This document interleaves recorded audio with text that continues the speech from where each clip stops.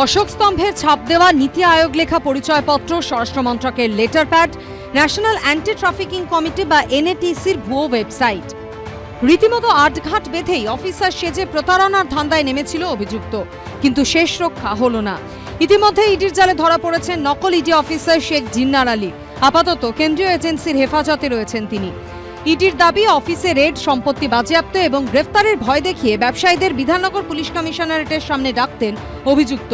যাতে সন্দেহ না হয় তাই একটি টয়োটা ফরচুনার গাড়িতে ইডি লেখা বোর্ড লাগিয়ে আসতেন শেখ জিন্নার আলী। এক ব্যবসায়ীর কাছ থেকে এভাবেই 1.5 কোটি টাকা হাতিয়েছেন অভিযুক্ত। ইডির দাবি, তদন্ত চলছে এমন মামলায় সাহায্যের আশ্বাস দিয়েও অনেকের কাছ থেকে টাকা তুলেছিলেন তিনি। মামলায় সাহায্যের নামে একজনের কাছ থেকে 1.5 কোটি টাকা নিয়েছিলেন বলে জানতে পেরেছেন তদন্তকারীরা। ভুয়ো ইডি অফিসার খুঁজতে বুধবার কলকাতা থেকে বর্ধমান একযোগে 4 জায়গায় তল্লাশি চালায় এনফোর্সমেন্ট ডিরেক্টরেট। ওই দিনই গ্রেফতার করা হয় জিন্নার আলীকে। অভিযুক্ত ও তার স্ত্রীর নামে থাকা 2টি গাড়ি, জিন্নার আলী, তার স্ত্রী এবং sparkling management service private limited নামে একটি সংস্থার ব্যাংক অ্যাকাউন্টে 45,89,000 টাকা বাজেয়াপ্ত করা হয়। এছাড়াও ইডি ও অন্যান্য সরকারি সংস্থার নামে জাল সিল এবং জাল সই করা একাধিক চিঠি, গভর্নমেন্ট অফ ইন্ডিয়া লেখা আইডি কার্ডের স্ট্র্যাপ, জিন্নার আলীর নামে স্বরাষ্ট্র মন্ত্রকের লেটার হেডও উদ্ধার হয়। ইডির দাবি, নিজেকে ন্যাশনাল অ্যান্টি ট্রাফিকিং কমিটির চেয়ারম্যান হিসেবে পরিচয় দিতেন অভিযুক্ত। এই সংস্থার নামে ভুয়ো ওয়েবসাইট, আইডি কার্ডও তৈরি করেছিলেন তিনি। ধৃত জিন্নার আলীর সঙ্গে শাসক দলের যোগ রয়েছে বলে অভিযোগ তুলেছে বিজেপি।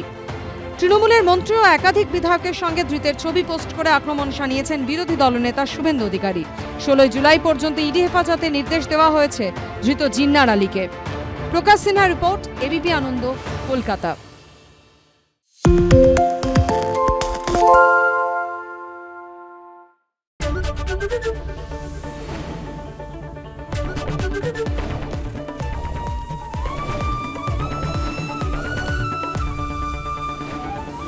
এবিপি আনন্দ, এগিয়ে থাকে, এগিয়ে রাখে। আরে চাটা দে ভাই, আমার একটা চা দেন। কি হলো আমারটা? বাংলা পক্ষপাত চায় না, বাংলা খবর চায়। বাংলা খবর, বাংলার খবর। সত্য অন্তহীন, সত্যের খোঁজও তাই, সত্য সন্ধানে তাই আমরা অক্লান্ত, অকুতভয়। এবিপি আনন্দ নতুন ভাবনার প্রতীক, যা মনে মুক্ত, তথ্যে যুক্ত এবং যাবতীয় সীমানার বাঁধন থেকে মুক্ত। সীমা না শব্দটির মধ্যে লুকিয়ে আছে মানা শব্দটি, যেন চোখ রাঙানি এক অদৃশ্য বেড়াজাল, যা আটকে রাখে আমাদের এক ছোট্ট গণ্ডির মধ্যে। একমাত্র সঠিক খবরই গড়ে তুলবে এক মুক্ত সমাজ।